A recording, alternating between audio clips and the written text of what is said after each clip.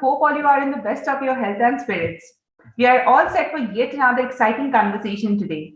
For our new audiences today, the We Talk series brings to you the most sought after voices from the industry and for the industry who share their valuable insights with us over a brief conversation about what's going on in the HR ecosystem, what's new to come, and most importantly, what's keeping HR leaders on their toes.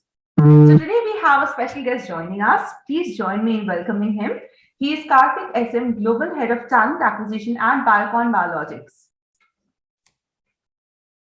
So a brief introduction about Karthik. Karthik heads the Global Talent Acquisition for Biocon Biologics, as I mentioned, and is a truly heart-first leader and a seasoned talent acquisition professional with over 2 decades of progressive and comprehensive international experience in all areas of recruiting with strong business acumen and ROI-driven approach. He's passionate about making impossible dreams and thrives on disruptive approaches. With that, a very warm welcome, Karthik, once again. It is indeed a pleasure of ours to have you with us today. Thank you, Vaishaki. Looking forward.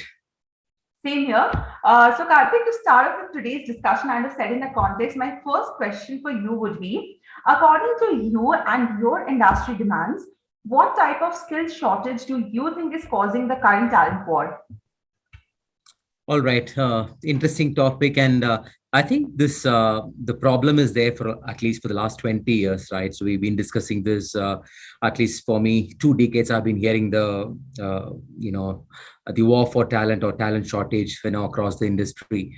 Okay, let me just come back to 2022 and today, what I see in the industry and personally, what my team kind of goes through. I think number one to me is all of us trying to, make local talent global, right? So that's been the focus everywhere, especially post pandemic. Anyone can work from anywhere. Work can get done from anywhere. I think this is where most of the organization focuses on.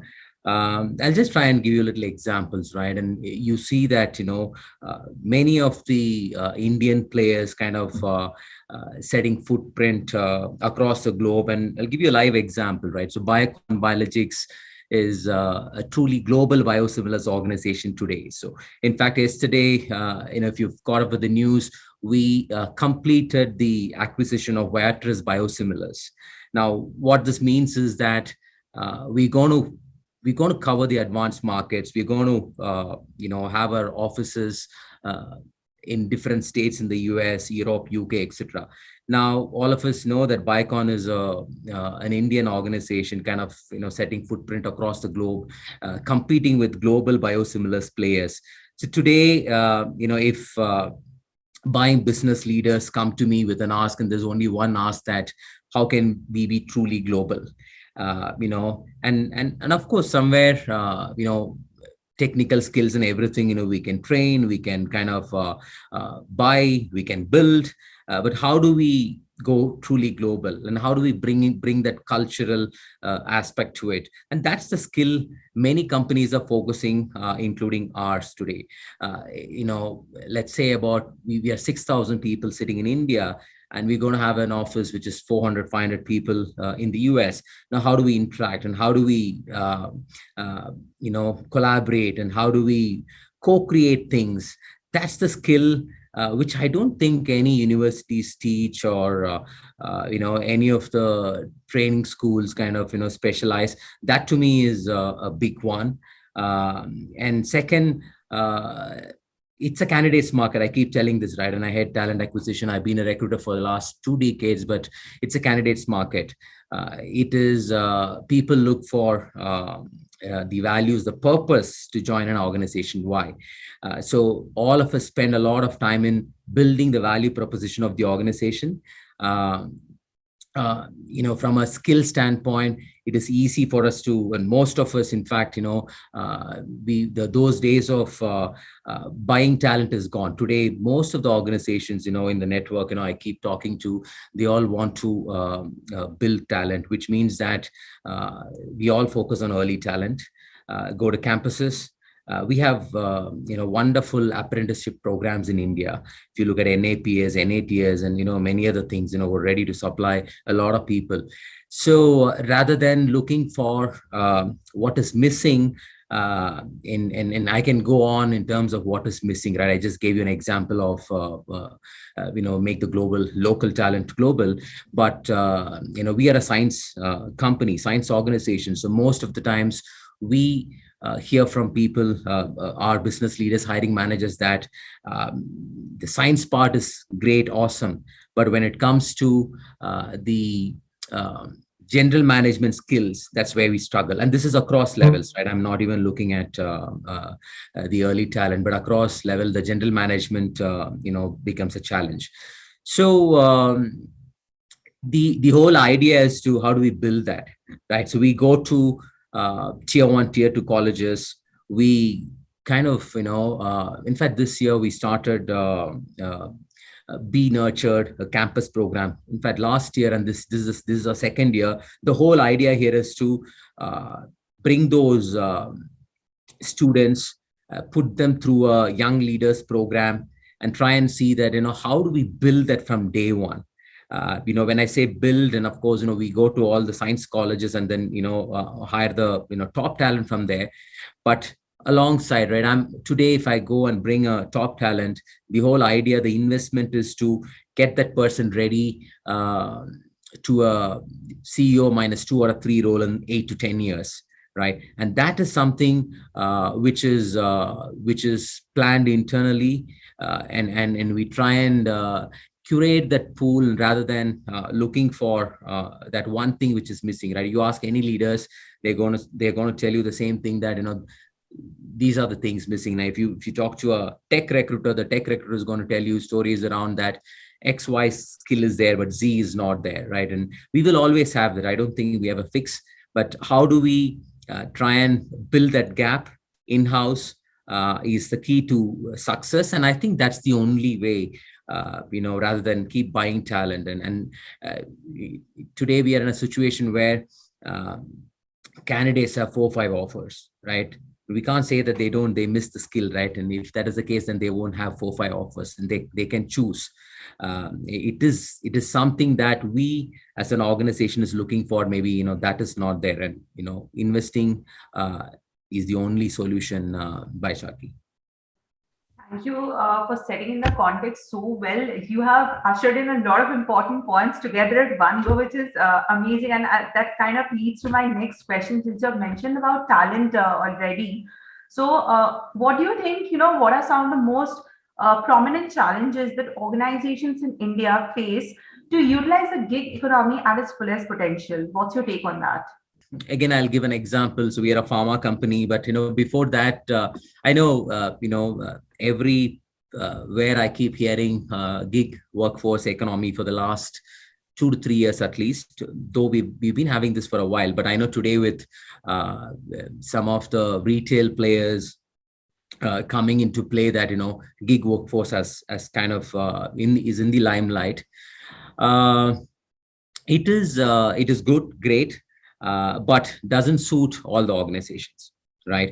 I'll give a classic example. We are a pharma manufacturing company, right? So as a leader, I want to try and bring in a gig workforce, right? It is profitable, and you get them quick, and they are ready talent. You don't have to really wait for 3 months and 4 months to get somebody to the workforce. I think, to me, it is one of the brilliant contingency model what we've discovered in the last 2 to 3 years, but doesn't serve everyone. In our industry, especially, we expect people to get into the plant,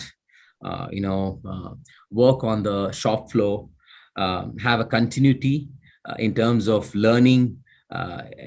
Today, if somebody comes in 2 years, we expect that person to actually go through the value chain and then get into the next roles and stuff.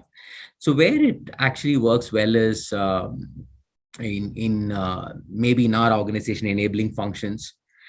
You're looking at a project management skill. A PMO role is a great example. I think to an extent, finance, HR, recruiting, Corpcom, marketing. In some of these places, a gig workforce can come and do wonders. It is the future. We can't shy away from that. It will continue to kind of come in. We are seeing a different set of folks, get into the workforce, different generation getting into workforce. I heard this somewhere very recently that somebody wanted to be a chef in the morning, and wanted to kind of go study in the afternoon and then be a DJ in the evening, right? So this is the kind of people we will come across. And I think there's nothing wrong with that, right? We need to try and see that as an organization, can we kind of bring in a gig workforce? Does it work for us? And does it benefit, right? So does it kind of align with the end goal of the organization?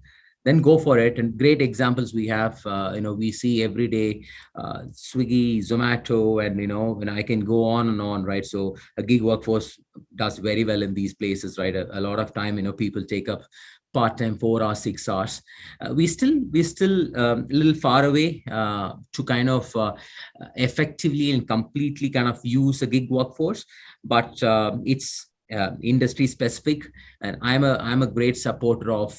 In fact, we tried piloting gig workforce. In our team itself, we said that somebody wanted to resign and then go and pursue art for some time, right? I'm talking about somebody who's got about 10-15 years of experience. Excellent resource. Retention is the new recruiting. We all keep hearing that. So we didn't want this person to kind of leave us. So we sat with this person and said that, hey, can we work out a solution where you continue to work with us and you also could kind of pursue art? Finally, we came up with a wonderful model. We said that you could work for 10 days in a month, the rest 20 days, you don't have to come. Now, what that person is delivering in those 10 days matters, right? While the person can sit and deliver the same thing in 30 days. So people are looking at outcomes, not how much of time you spend in the office, right? So, and there's another topic going around flexi, hybrid, and all of that. But gig is something which really helps organizations to kind of retain some of the talent. And I in fact, I keep telling people that, your top talent, you need to try and see how much flexible can be. And while flexi hybrid model still works, but a gig will definitely be a win-win, both the parties. And this person is continuing with us the last 6 to 8 months and able to contribute. And again, we spoke about continuity in the past, right? And this person has worked with us for 6-7 years. And today, letting go of that person actually is not going to solve the purpose for us, right? So we're happy. We're trying to explore wherever it is possible. I see in the tech space, it'll work wonders. In retail, it'll work wonders. Some of the supply chain organizations, and even I'm a great believer that even a Salesforce can be a gig. It's not necessarily that you have to come in and work full time. Let's see where this goes, but also we'll have to look at the candidates' expectations, people getting in, right? And I see a lot of people keep asking questions like, can I work for 3 days? Can I work for 4 days in a week? And I would need a 3-day week off. We'll have to change some of these things. And I think going back to another question on the challenges, I think where organizations struggle is, how do we frame policies for them, right? As simple as insurance benefits, and how do we differentiate these things for gig workforce? While they may not be worried, and they are pretty flexible in terms of just looking at the compensation part of it, but there are many places from a compliance standpoint, we do get stuck in extending some of these for a larger population of the organization. I see in India about 20%, if I take an average, 20% of the workforce is kind of turning into gig, but we'll have to wait and watch. Is this going to be a 50-50 at some point in time? I believe the biggest takeaway from your answer, Karthik, is that this varies from industry to industry. That is the most important takeaway. And at the same time, though we are some way behind, but at the same time, it is the future. So I believe it's a matter of time as to how this entire setup will finally fall into places pertaining to respective industries. You have mentioned one very important point as to how outcome matters and not the number of working hours. So, which kind of connects us to my next question, that is skill set. So, how do you see the importance of soft skills evolving in the future? Yeah, let's tie back to my first point and example. It is very important. Okay, uh, while I've hired, across skills in the last 20 years, starting from services to tech to consulting to CROs, and today in pharma, I think one common thing, what we struggle or organizations struggle is the soft skill part of it. We need to try and tackle that problem. That is future. Somebody can be really good at technical, the science part of it, but if you're not able to communicate, if you're not able to articulate what you intend to do, we kind of miserably fail. And especially most of the companies, Indian organizations, are going global, right? And I was just talking to some of the vendors in New Jersey last week, trying to scout the market and talent in the US across the states.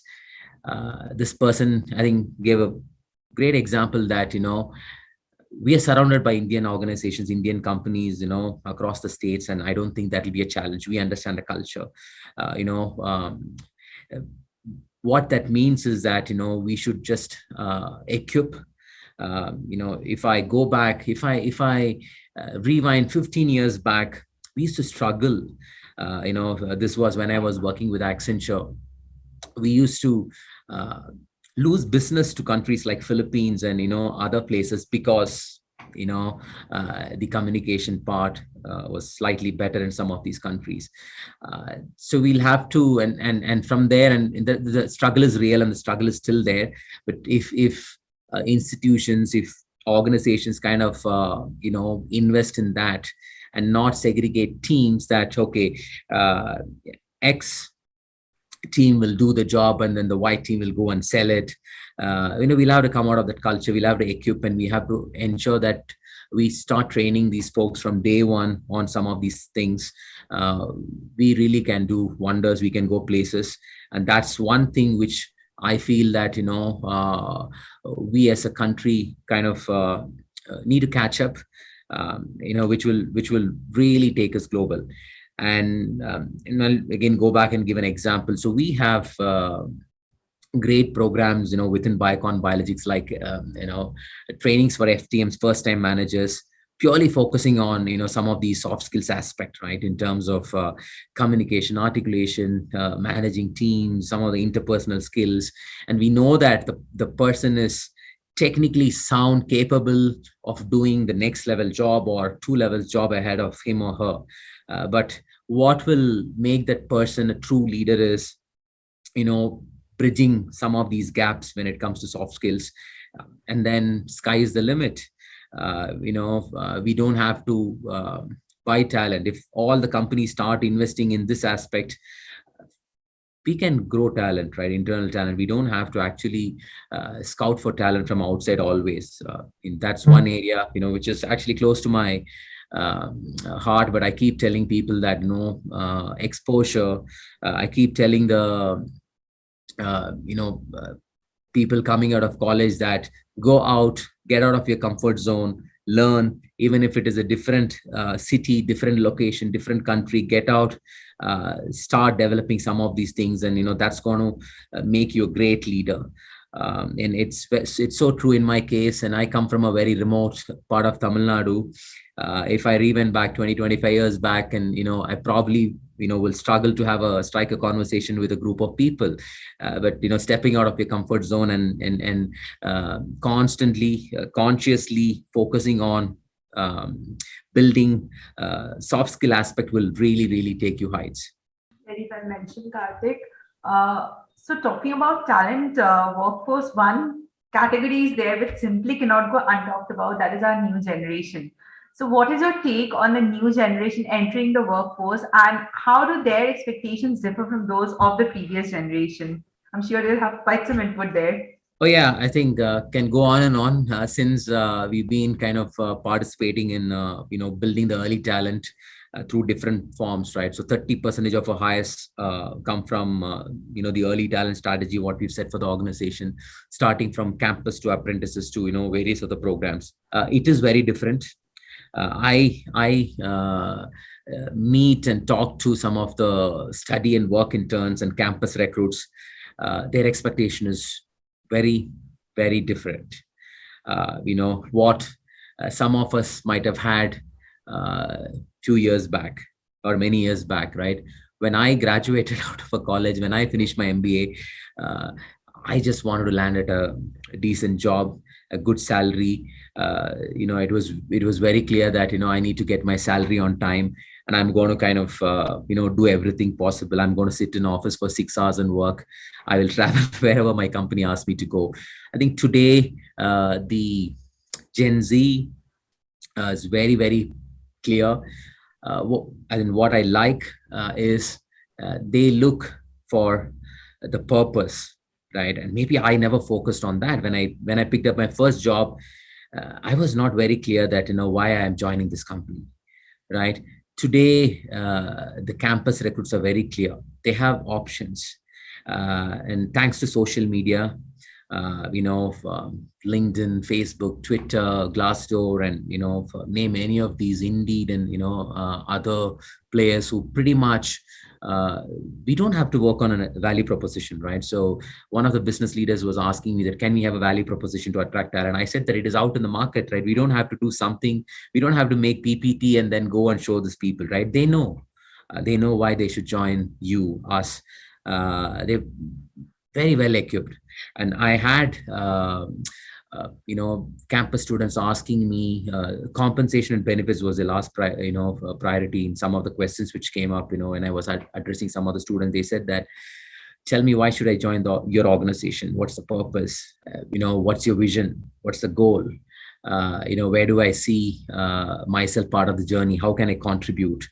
And these are the questions come in, right? And with this is the kind of expectation they come in, which is good, and sometimes also not so good, because we need to ensure that we have to set a separate career track for them, right? Those days are gone where I come in, I know that there's a policy 2 to 3 years. I do well, I exceed expectation, I get promoted, I move to the next level, I can look for other jobs and stuff. But this generation is keen to know that, how can I contribute to the growth of the organization? Will my voice be heard? I had questions from the campus students saying that, hey, I have idea, do you have a hierarchy? Are you a hierarchical organization, right? Will my voice be heard? Can I put across ideas? And we keep seeing many of the startups actually kind of coming and disrupting the overall pay scales, the structure levels, etc. of the organization, right? So they're open to hire people who can do the job. Doesn't matter how many years of experience they bring in. So that's going to be a struggle for every organization. That is simply because the organization will have 3 to 4 different generation of folks operating.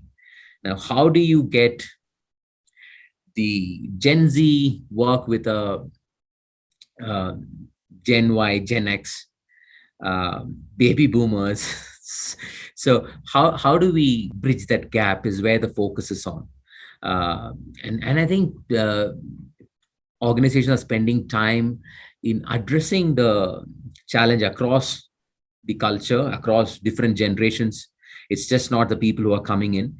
You can't stop them. They will ask you questions. We had a town hall with all the campus recruits, and the kind of questions was thrown at the CEO. I don't think any of the Gen Z's, Gen X, and Gen Y will even ask those questions, and they're very and it's encouraging, right? And that's the kind of people we need. At the same time, they are also they look for flexi arrangements. We spoke about gig. They wanted personal time. So I'm not a great believer of a work-life balance. To me, it is work-life harmony. How do we take both along and kind of chase the goal of the organization? It's important for us to flex change our process policies. Uh, Most of the companies, are already thinking in bringing in changing the some of the traditional ways of working, so that they're able to kind of hire and retain them. Otherwise, we are going to lose them, right? It's a huge pressure on the organization as well. With us, with the expectations. The Gen X, Gen Z, gets into the industry and organizations. It's a learning, and I don't know, we have a perfect solution on how do we manage them. But like I said, couple of things top of my mind. Be very transparent. They look for authentic leadership style. It's also pressure on leaders to change, flex their leadership style and be more authentic with them. I have people in my team who will just knock my door, come in, and then just tell me on the face that, hey, what you're doing is not right. Right. I listen to them. I have a conversation with them. Maybe I'm wrong. That's the shift we need to look for, right? It is not one way, it is both ways. And how do we uh, uh, make our leaders more authentic, so that they listen to them, they flex, so that we work together. And it's not that overnight we can change the culture of the organization with more and more Gen Z's coming in, right? It's a long journey, and we'll have to start somewhere, and we'll have to see that how do we do that. And the good part is, and I see really bright minds, while it could be a little high maintenance for some organizations initially to bridge the gap and meet the expectations, but very bright minds coming in, challenging. And we keep seeing that, we have a live case, about 6 girls from, BITS, Pilani, who joined us, last year batch, came and changed the way we work. So they questioned, why should we do this way? And it became a project, and it got appreciated by the CEO. And today we are actually relooking at some of the ways of working. That to me is truly fantastic. Be transparent, authentic, and tell them that they're all keen to know that, while they all want to grow fast, we'll have to try and see that, how that happens. And that's a huge pressure on the organization. They get tired fast. They need challenges every day. You cannot, operate with set rules, guidelines. They want to, their attention period is kind of, very different from some of us. So they need to move fast. We have to be very transparent in terms of how will their careers look like in the organization. We'll have to try and see, I had people, ask me, what's going to happen to me in the next 2 years, 3 years, 4 years?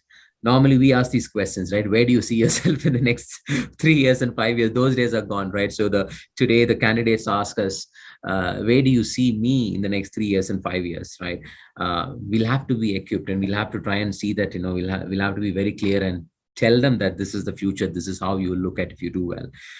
But interesting period. It's a lot of learning and unlearning for all the organizations. So we'll have to unlearn and then learn new ways of working. It's absolutely fascinating to learn how drastically the expectation of the new generation has differed from the previous generation. And I believe if I combine all your points from starting just to how this Gen Z will combinedly work with baby boomers, as well as how to strategize their growth, it kind of boils down to that one point you mentioned at the starting of this interview, that is the company policy. How a company, after all, framework places the entire policy framework in place so that everything sets in. With this, I'll move on to the last question that I have for you. So 2 decades in the talent acquisition space, I would love to know some of the most prominent challenges that you've encountered in this TA space, and most importantly, your strategies to overcome them. All right. Yeah. Like I said, it's learning. I think number one, I'm a great fan of building talent than buying talent now. If I look at the early days, it was more of mapping the competition, hiring from there, and then, buying the skill quicker, faster, cheaper, and all of that, right? Today, It is the focus is, as a TA leader, I'm saying this, right? So maybe time for me to exit TA team and move into another team. It is more of, how can we build talent? How can we, invest in early talent? How can we retain talent? We can hire, right? So, 1 out of 7 CVs, resumes sit out of India. So there's enough pool for us to kind of scout and then, bring in people. Um, but retention is, very, very important. The challenge, like, going back to your question on, we can hire people, but how can we ensure that, they stay with us for long, right? That is becoming a talent acquisition leader's metric, right? While we might have called in the past early attrition, which is 0 to 6 months, today companies are looking at early attrition as 0 to 2 years, right? So while we can go scout and, buy talent, hire talent, but, how do we ensure that we sell the right story and then we bring the right person so that the person stays with us for a long time? We all know the cost of attrition, and you bring in, and then, most of the time, many organizations are half the time backfilling positions, right? Looking for attrition backfill. But what can we do different? I think that, to me, is still a challenge. What can we do different to, as an organization, so that, we tell the right story, whatever is it, right? If you have to work 6 days a week, then it is 6 days a week, but set expectations, and, ensure that, they stay long, with us. Today my recruiters hate me because, one of the targets they have on the scorecard is, you hired, great, you hired within 30 days, 40 days, great, but how long is the person staying with us in the organization, right? That is number one. It's quite, I don't know, if all TL leaders will agree with me, but, at least to me, retention is also part of, recruiters target. The next one is the quality of hire.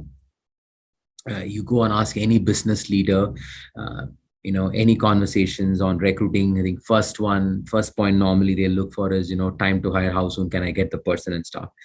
We kind of probably solve that problem. I'll kind of, give you an example there. But before that, the quality of hire is important, right? So we should not oversell or undersell the role of the organization. Many a times I've been doing, kind of, and I can now call it a research because it's no more a project. I've been doing this for a while, on how do we bring in the right set of folks to the organization.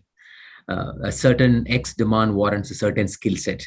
Many a times we hire people who are overqualified for that job. And end up, losing the person, right? When I ask my teams to watch the dissonance period of a new hire, right? To me, it is 6 months. The person is really not sure if I've joined the right organization or not. There are several questions and there are several thoughts coming in my mind. So why don't we tell upfront, clarify some of those things so that, we ensure that we hire the right folks. And and there are many tools, there are many organizations, looking at helping us in hiring the right folks. It's more than the initial tests or the questionnaires. It's understanding the job. I tell my recruiters that don't read the job description and go and hire. Go sit with the business and understand the job, right? We're all humans, right? So maybe we don't put everything in the JD, and no JD is perfect, right? So, and there are many organizations trying to rewrite JDs and solve and then make it very crisp, including a video JD and stuff, right? But the problem is, you can't look at a JD and hire people. You need to understand the job. Most of my team members, if you ask them I think half of them can move into business, right? So that's the level of understanding of the business is required. So business acumen, and so that they are able to better screen and bring on board people. Not just that, quality of hires beyond that. Also try to sensitize and coach the hiring managers on an ongoing basis, right? And while recruiting will bring in the right set of CVs matching the job spec and job description, etc. But we also need to ensure that we have the right set of folks who interview. So it's not one person's job. It's not recruiting team's job to hire the right folks. I kind of say that half of the ownership and accountability lies with the business as well. How do we do that? Can we train them? Can we make them stars? When it comes to hiring people. So that's on quality of hire, which is still a challenge. Bringing in the right folks. If you get the right folks, then they don't leave you, and then your attrition problem is sorted. It's just a simple cycle. In fact, last week, one of the meetings, our MD was pointing out, saying that don't give me 20 different HR metrics. Give me 3 metrics. Everything has to revolve around it, right? Let's say, I'm just taking an example. Let's say attrition is one of the key metrics for any organization. If you have to contain attrition, then you have to hire the right set of folks. You have to do the right set of interviews. You have to sell the right job. So, I can't have a separate talent acquisition metric and target saying that, I'm going to look at time to hire or quality of hire and et cetera, right? So we need a club in maybe succession planning is another metric. Talent development is another metric. Let's say these 3 metrics, then you'll have to see that how do the rest of the organization, HR organization, kind of work together to look at those 3 key metrics. Trust me, if you focus on those top 3 metrics, everything else will be solved. So I think that's the mind shift. And that's the challenge we are trying to solve. And today, as a talent acquisition leader, my job is also to try and contain attrition and not just something different. Maybe that's a shift today, as a challenge. And I think that to me is a real challenge many organizations are going through, including ours. I absolutely love the part, Karthik, where you mentioned telling the right story to ensure that candidate stays with an organization in the long run. I think that's very, very crucial element for any organization. So this brings us to the end of today's conversation. Thank you so much, Karthik, for sharing this amazing insights. I absolutely it was a delight to converse with you, and I'm very much sure that our audience would resonate with it very much. So thank you once again, and we will be back with yet another exciting conversation next week. Till then, stay safe, everyone, and have a lovely week ahead.